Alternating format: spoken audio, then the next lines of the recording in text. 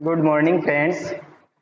स्वागत है आपका हमारे यूट्यूब चैनल एक्सपोजन कोचिंग क्लासेज में। मेरा नाम है संजय कुमावत और मैं आज आपके लिए लेकर आया हूँ कार्बोहाइड्रेट्स का आगे वाला लेक्चर। आज हम दोस्तों पॉलीसेकेराइड के बारे में चर्चा करेंगे। तो चलिए शुरू करते हैं।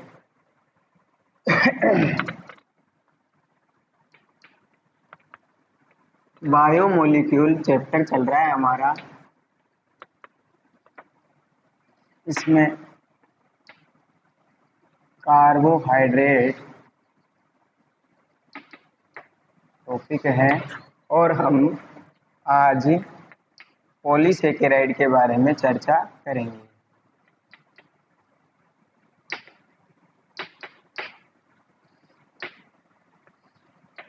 पॉलीसेकेराइड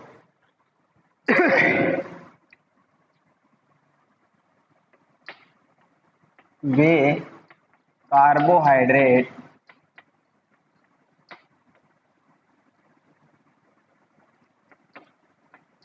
जिनमें 10 से अधिक मोनोसेकेराइड इकाइयां उपस्थित हो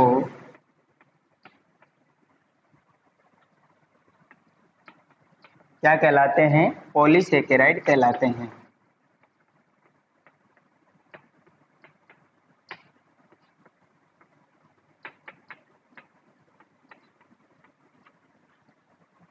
दोस्तों, ये जटिल प्रकार के कार्बोहाइड्रेट्स होते हैं।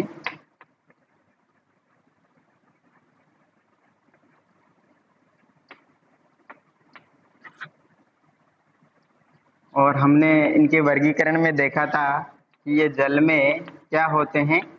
अल्प विलेय होते हैं। वहाँ अविलेय लिखा हुआ है दोस्तों, अविलेय नहीं होते, थोड़ा बहुत विलेय होते हैं। तो इनकी कैपेसिटी क्या है? जल में घुलने की कम होती है। तो ये क्या होते हैं? अल्प विलेय होते हैं। और चौथा पॉइंट हो जाएगा इसमें, ये स्वादहीन होते हैं। इनमें किसी प्रकार का स्वाद नहीं होता है। इन्हीं की वजह से हम कार्बोहाइड्रेट्स को शर्करा नहीं बोल सकते। अब हम पॉलीसेकेराइड के प्रकार पढ़ेंगे। पॉलीसेकेराइड दो प्रकार के होते हैं दोस्तों। पॉलीसेकेराइड दो प्रकार के हैं।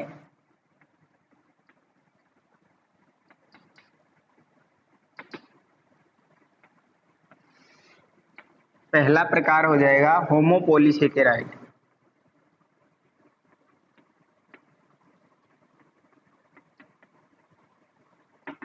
और दूसरा प्रकार हो जाएगा हेटेरोपॉलीसेकेराइड।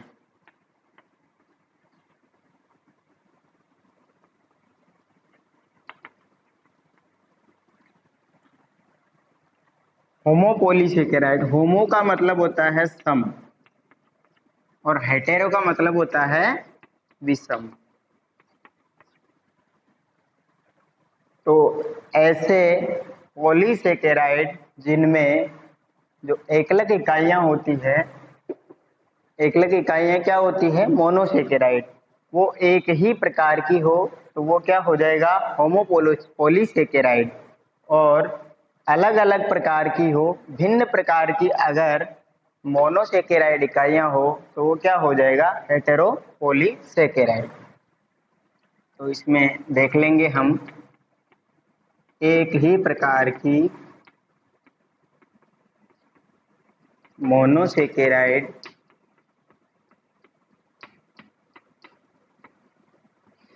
इकाइयों से बनता है, इकाइयां उपस्थित होती है इसमें, और इसमें भिन्न प्रकार की मोनोसेकेराइड इकाइयां होती है।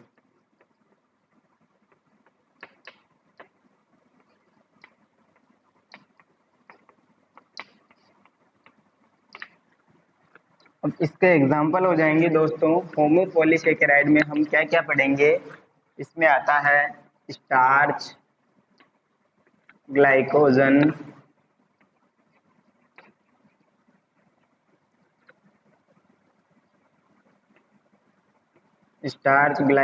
सेल्यूलोज, काइटिन और इन्यूलिन। लास्ट है इसमें इन्यूलिन। दोस्तों जो पुरानी एनसीईआरटी है उसमें काइटिन को विषम प्रकार का बताया है, अर्थात हेटेरोपॉलीसेकेराइड बताया है, जो कि गलत है। होमोपॉलीसेकेराइड होता है काइटिन, ये याद रखना है। और इसमें एग्जाम्पल हो जाएंगे दोस्तों हिपेरिन, म्यूकोपॉलीसेकेराइड,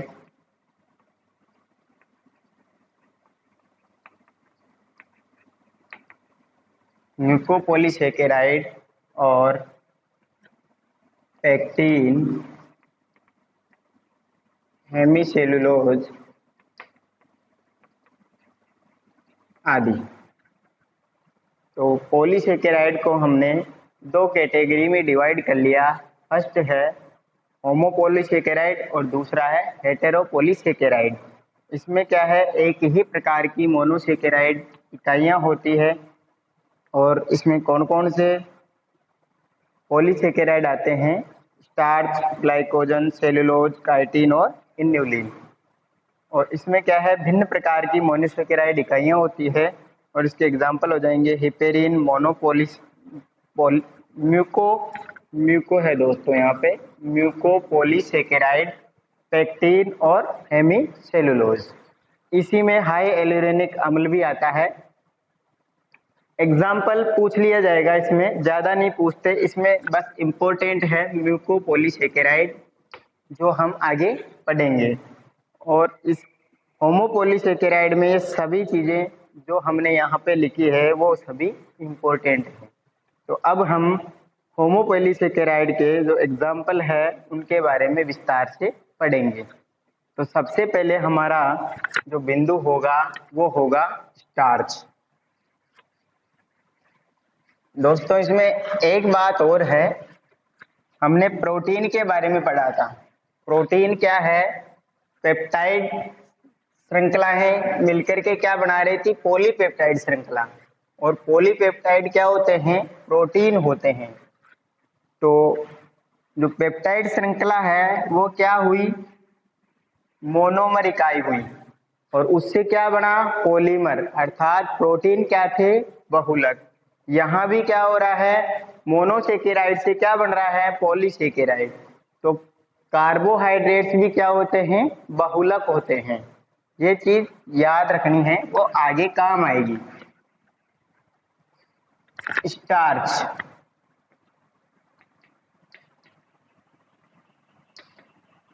इसमें पहला बिंदु हो जाएगा ये कौन से प्रकार का बहुलक है या पॉलीसेकेराइड है, तो यह होमोपॉलीसेकेराइड होता है।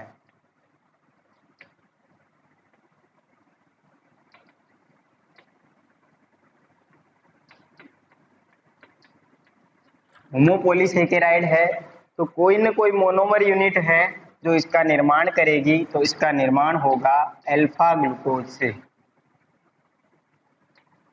अल्फा ग्लूकोज से बनता है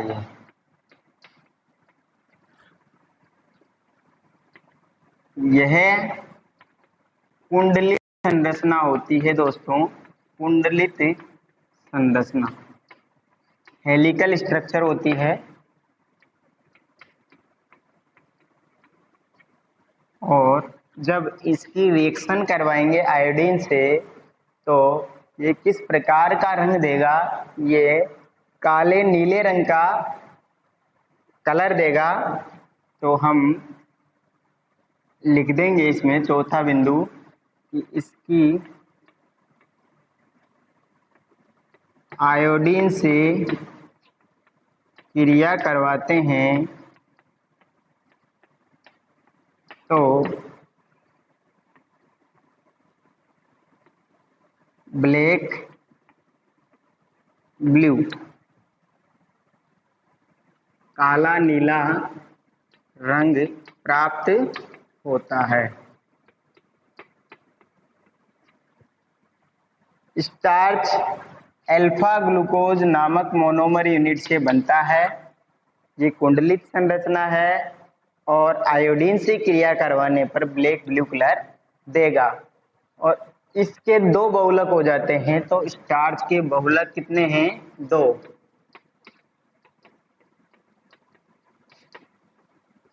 पहला हो जाएगा एमाइलोज और दूसरा हो जाएगा एमाइलोपेक्टिन।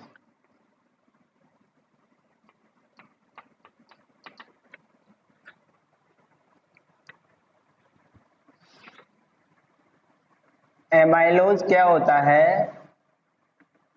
अशाखित प्रकार का नॉन ब्रांच्ड अशाखित प्रकार का बहुलक है।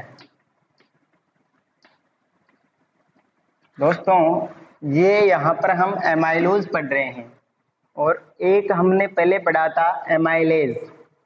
वो क्या होता है? एंजाइम होता है।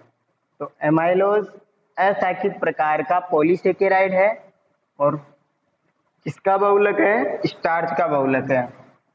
और इसमें कौन से बंध होंगे?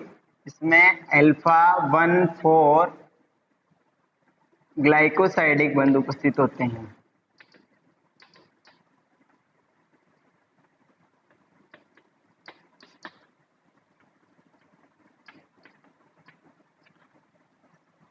और दूसरा प्रकार है इसका एमाइलोपेक्टिन।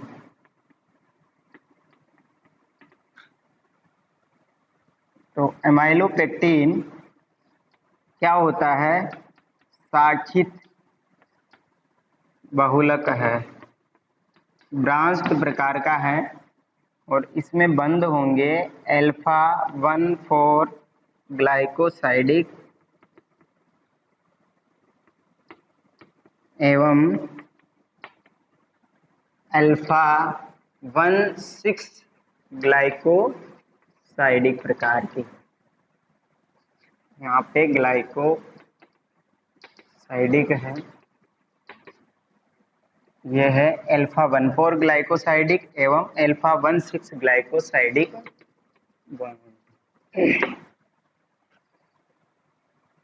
दोस्तों, स्टार्च के बारे में सबसे महत्वपूर्ण बिंदु यह है कि यह क्या होता है?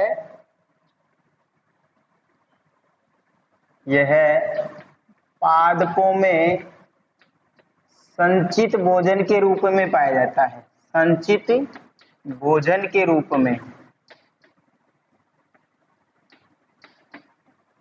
पादपों में जो भोजन का संचय होगा वो किसके रूप में होगा? स्टार्च के रूप में होगा। और ये संचित भोजन के रूप में होता है, इसलिए इसे स्टोरेज प्रकार का पॉलीसेकेराइड भी बोल सकते हैं हम।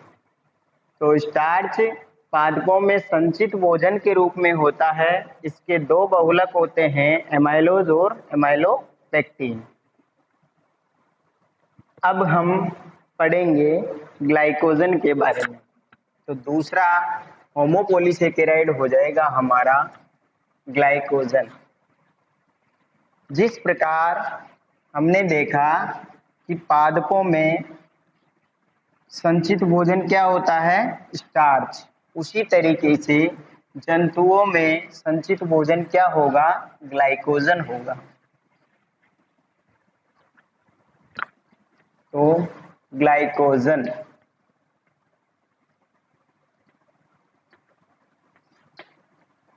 ये भी क्या होता है?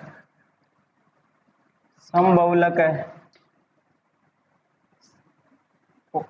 होमोपॉलीसेकेराइड है ये भी, है ना।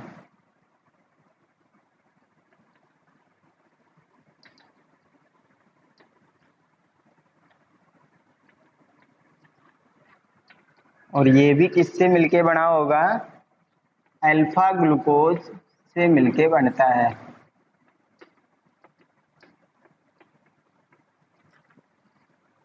ग्लाइकोजन को जंतु स्टार्च बोलते हैं दोस्तों, इसे जंतु स्टार्च कहते हैं, भी कहते हैं। क्यों कहते हैं? क्योंकि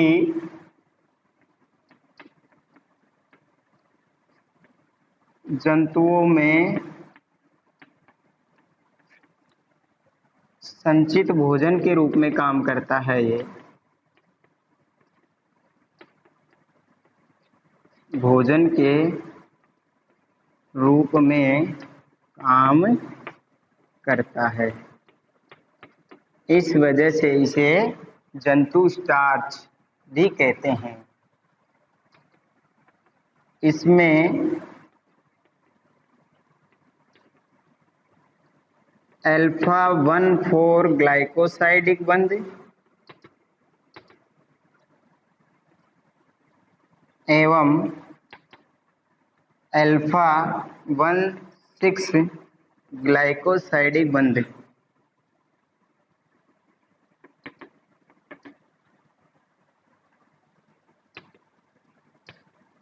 उपस्थित होते हैं, जो हमने कहाँ पढ़ा है? एमाइलोपेक्टिन में। तो इसकी स्ट्रक्चर किसकी तरह होगी? एमाइलोपेक्टिन की तरह। तो ये अलग क्यों हुआ? ये अलग इस तरीके से हुआ कि इसमें जो ब्रांचिंग होती है, जो शाखन होता है, वो क्या होता है? एमाइलोपेक्टिन की तुलना में ज्यादा होता है। तो ग्लाइकोजन की संरचना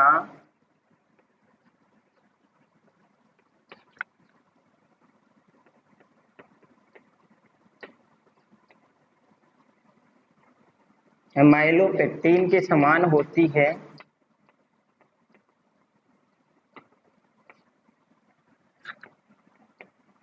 परंतु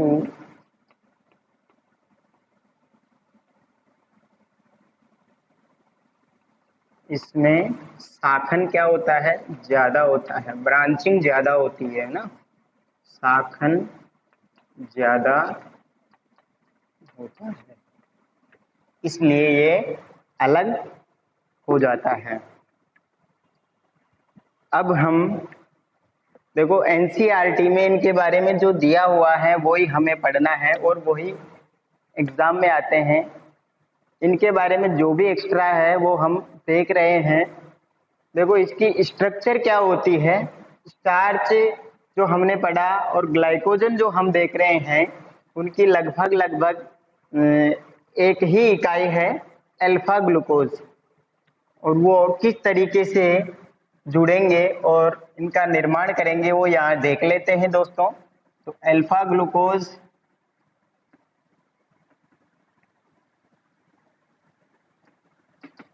इकाइयाँ होगी, वो क्या करेगी? ग्लाइकोसाइडिक बंध द्वारा इसका निर्माण कर रही है, बहुलक बना रही है।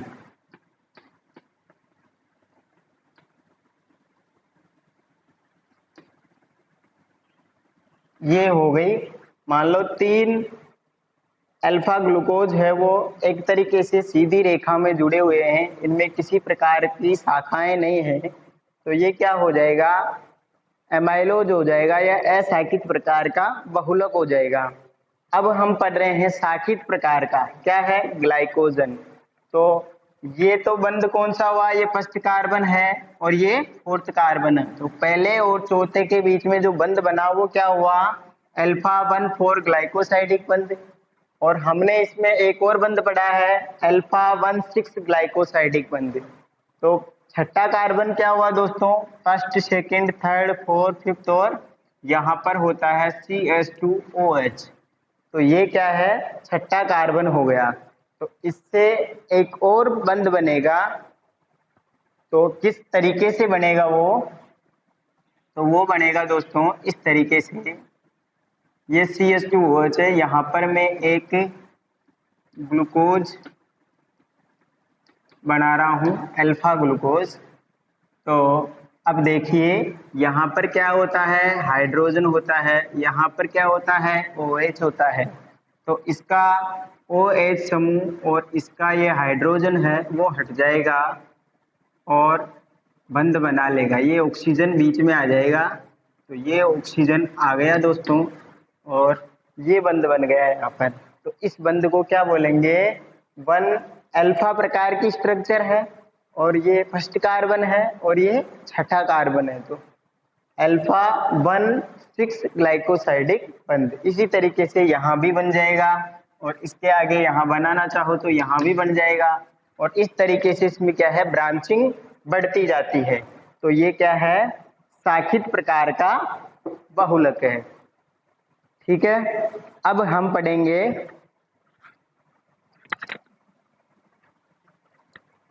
आगे वाला होमोपोलीसेकेराइड, जो है सेल्यूलोज।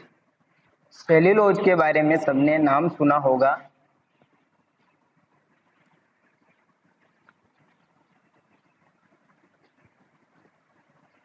सेल्यूलोज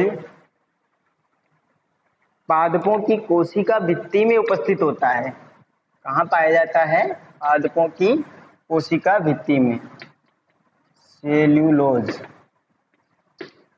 सबसे पहले तो ये क्या है, यह होमोपोलीसेकेराइड होता है।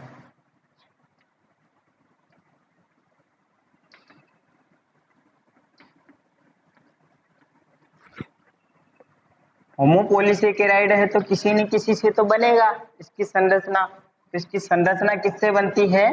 बीटा ग्लूकोज से बनती है। तो बीटा ग्लूकोज किसका निर्माण करेगा? सेल्यूलोज का निर्माण करेगा।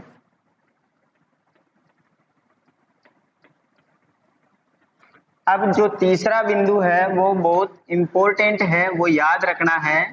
जैव मंडल में सर्वाधिक मात्रा में, जैव मंडल में सर्वाधिक मात्रा में उपस्थित कार्बनिक पदार्थ होता है। ये कार्बनिक पदार्थ होता है। दोस्तों हमने प्रोटीन में देखा था कि जैव मंडल में सर्वाधिक मात्रा में उपस्थित प्रोटीन कौन सा था? कौन सा था दोस्तों? रूबिस्को। किसमें उपस्थित था? पादपों में। और एक और देखा था वहीं पर कि जैव मंडल में जंतुओं में पाए जाने वाला, जो जंतुओं में जो प्रोटीन है वो कौन सा था? कोलेजन प्रोटीन था। ठीक है दोस्तों, और यहाँ पर हम क्या देख रहे हैं कि कौन सा कार्बनिक पदार्थ है जो सर्वाधिक मात्रा में है? तो कौन सा है? सेलुलोज। अब यहाँ पर क्वेश्चन ऐसे भी आ सकता है कि जैव मंडल में उपस्थित सर्वाधिक मात्रा में पाया जाने वाला जैव अणु कौन सा है? तो इस हिसाब से सर्वाधिक मात्रा में पाए जाने वाला जैव अणु क्या हुआ? कार्बोहाइड्रेट, जैव मंडल में। जबकि जीवित शरीर में सबसे ज्यादा कौन होता है? प्रोटीन। वो हमने देख लिया, 10 to 15% मात्रा होती है उसकी। अब इसका अगला बिंदु हो जाएगा, यह है अशाखित बहुलक है। अशाखित बहुलक है, और ये किस किस में पाया जाता है? पादपों की कोशिका भित्ति में, सेल वाल में पाया जाता है।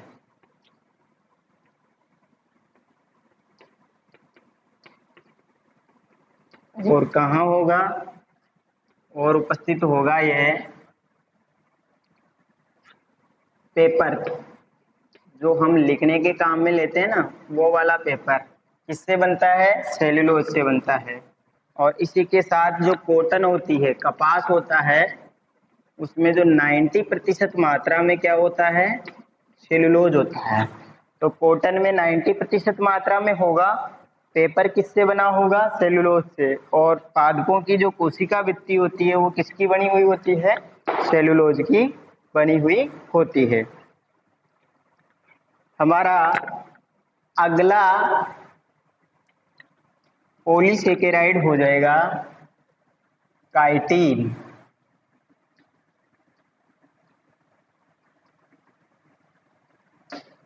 काइटिन के बारे में भी सुना होगा दोस्तों। यह भी क्या है, होमोपोलीसेकेराइड है।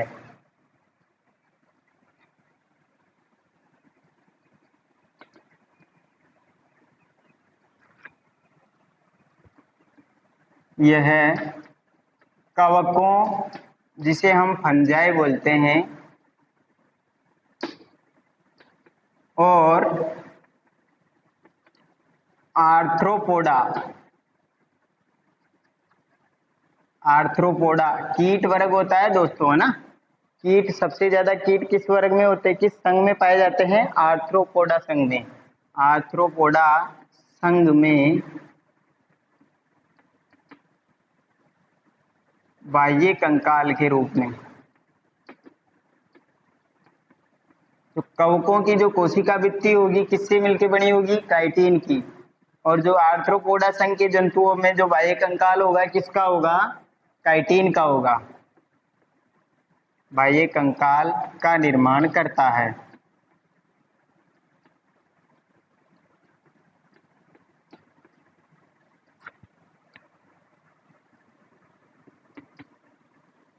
काइटिन समबहुलक है, जो क्या है, कवकों की कोशिका भित्ति में और आर्थ्रोपोडा संघ के जंतुओं में बाह्य कंकाल का निर्माण करता है। तो ये कौन सा कौन से प्रकार का बहुलक हुआ, ये संरचनात्मक हुआ, स्ट्रक्चरल।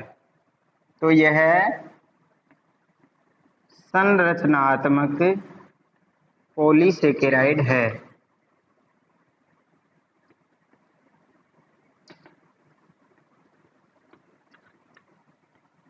इसकी संरचना किससे मिलके बनी होगी दोस्तों, जो इसकी स्ट्रक्चर है वो किससे मिलके बनी होती है,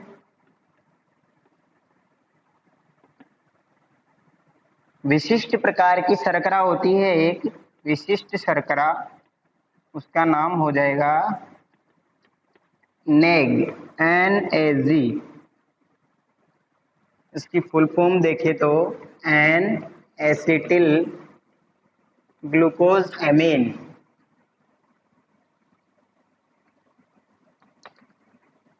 एन एसिटिल ग्लूकोज एमीन किसका निर्माण करेगी, काइटिन का निर्माण। ये TMT में बहुत बार पूछा गया क्वेश्चन है कि काइटिन की संरचना होती है, उसमें कौन सी शर्करा उपस्थित होती है। तो कौन सी शर्करा है दोस्तों, N acetyl glucose amine. N means होता है नाइट्रोजन, तो नाइट्रोजन प्रेजेंट होगा इसमें। ठीक है दोस्तों, अब हमारा आगे वाला पॉलीसेकेराइड हो जाएगा इन्युलिन।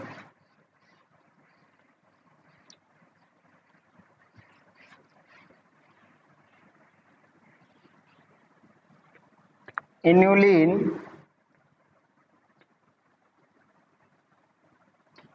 ये भी क्या है, समबहुलक होता है।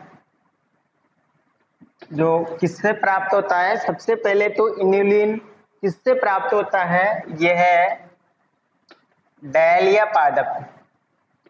एक डैलिया प्लांट होता है, उससे, उसकी जड़ों से, डहलिया पादप की जड़ों से मिलता है।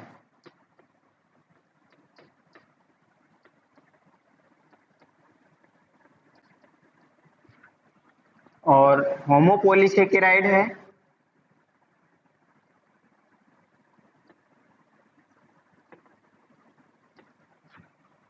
तो इसका निर्माण किससे होगा, फ्रक्टोज से। फ्रक्टोज उपस्थित होता है इसमें, तो फ्रक्टोज से निर्मित होता है ये।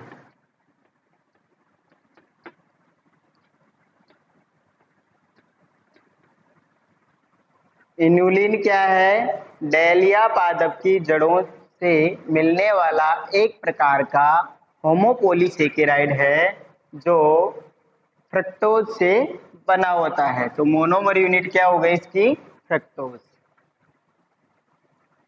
तो ये था होमोपोलीसेकेराइड के बारे में। अब हम हेटेरोपोलीसेकेराइड में जो विशिष्ट है या फिर एग्जाम में पूछे जाते हैं उसके बारे में देख लेंगे। और वो एक ही बिंदु है जिसके बारे में एग्जाम में पूछा जाता है, म्यूकोपॉलीसैकेराइड। तो होमोपॉलीसैकेराइड हो गए दोस्तों। अब हम पढ़ेंगे हेटेरोपॉलीसैकेराइड, और हेटेरोपॉलीसैकेराइड में भी क्या पढ़ेंगे,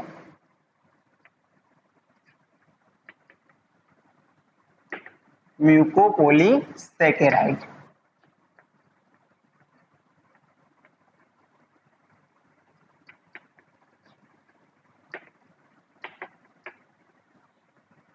म्यूकोपॉलीसैकेराइड क्या होते हैं?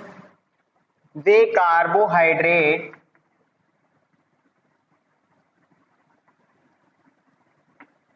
जो प्रोटीन अथवा जल से जुड़ते हैं, प्रोटीन से जुड़ेंगे या फिर किससे जुड़ेंगे, जल से जुड़ेंगे, जल से जुड़ते हैं, क्या कहलाते हैं, म्यूकोपॉलीसैकेराइड कहलाते हैं। ठीक है दोस्तों।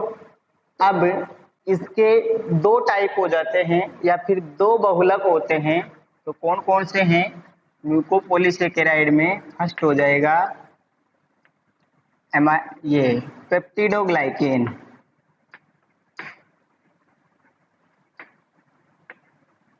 और सेकंड हो जाएगा एगार एगार। इसका नाम भी सुना होगा आपने, एगार एगार। सबसे पहले देखेंगे हम पेप्टिडोग्लाइकेन के बारे में। तो इसको क्या बोलते हैं, इसी को बोलते हैं म्यूकोपेप्टाइड भी बोलते हैं इसे। इसे क्या बोलते हैं? म्यूकोपेप्टाइड। और इसी का एक स्पेशल नाम हो जाएगा म्यूरिन, म्यूरिन। ठीक है दोस्तों। अब ये क्या है, हेटेरोपॉलीसैकेराइड होता है। हेटेरोपॉलीसैकेराइड होता है तो इसका निर्माण क्या होगा, दो या दो से अधिक प्रकार के मोनोसैकेराइड से होगा। तो इसमें इसके नाम से पता चल रहा है कि इसमें क्या क्या उपस्थित है। पेप्टिडो, पेप्टिडो शब्द आता है प्रोटीन के लिए, अर्थात इसमें एक तो एमिनो एसिड होगा, और ग्लाइकेन किसके लिए आता है, कार्बोहाइड्रेट या शुगर्स के लिए। किसके लिए आता है? शुगर्स के लिए। तो इसमें एक तो क्या होगा, प्रोटीन होगा, और एक उपस्थित क्या होगा, कार्बोहाइड्रेट।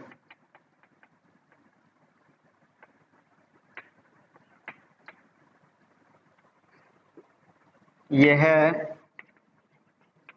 विषम प्रकार का पॉलीसैकेराइड है,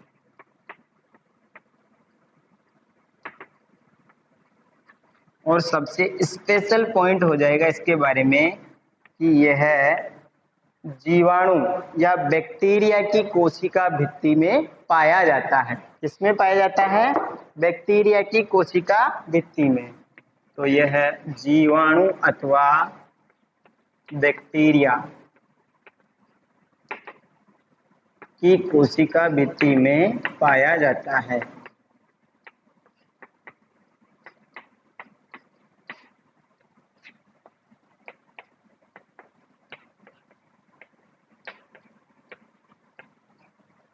इसकी जो संरचना है, किसकी, पेप्टिडोग्लाइकेन की, वो किससे मिलके बनी हुई होती है? वो बनेगी दोस्तों, एक तो होगा इसमें एमिनो एसिड प्लस शर्करा। इसकी स्ट्रक्चर में क्या होगा, एमिनो एसिड होगा और क्या होगी, शर्करा होगी। शर्करा भी इसमें दो प्रकार की होगी, एक तो नेग जो हमने अभी अभी पढ़ी है काइटिन में, और दूसरी होगी नेम। नेग का नाम क्या हो जाएगा, एन एसिटिल ग्लूकोज एमीन।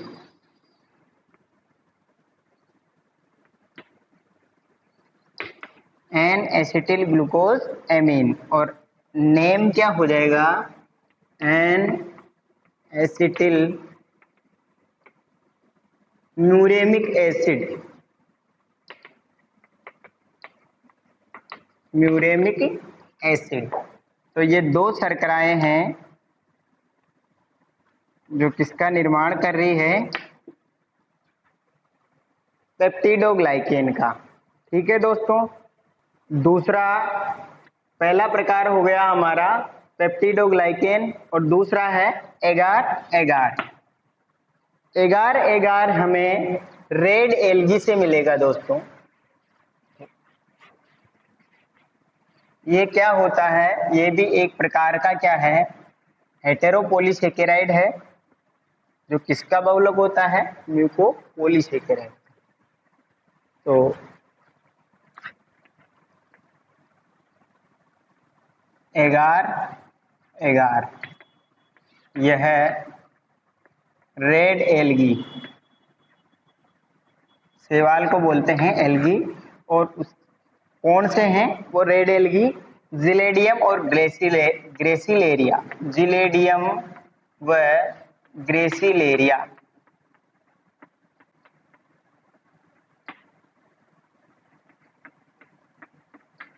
से प्राप्त होता है।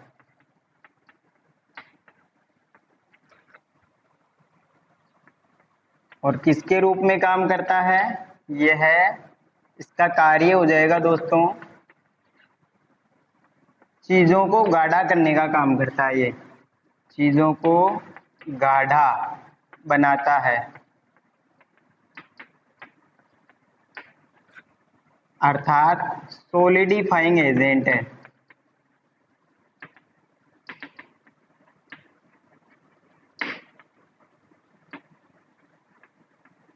और एनसीईआरटी में इसके दो कार्य दिए हुए हैं, सूक्ष्म जीवों के संवर्धन माध्यम को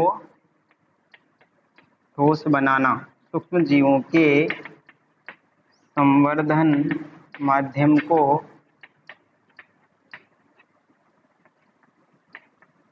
ठोस बनाना, और दूसरा है आइसक्रीम व जेली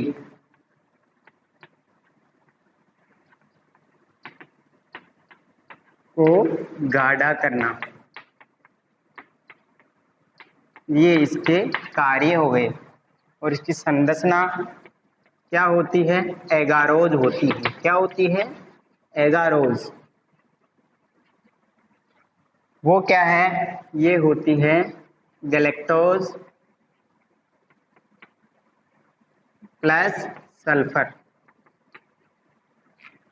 इसकी जो स्ट्रक्चर है वो गैलेक्टोज और सल्फर से बनी होती है, जिसे क्या बोलेंगे, एगारोज बोलेंगे। ठीक है दोस्तों, ये था हेटेरोपॉलीसेकेराइड के बारे में।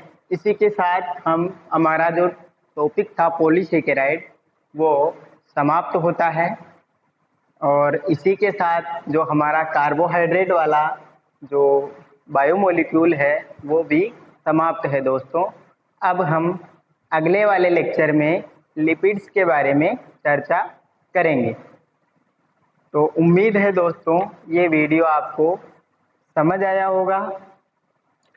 अगर कोई भी आपकी फ्रेंड सर्किल में नीट की तैयारी कंटिन्यू रखना चाहता है, बोर्ड की तैयारी कर रहा है, तो उस तक इस वीडियो को शेयर करें। धन्यवाद।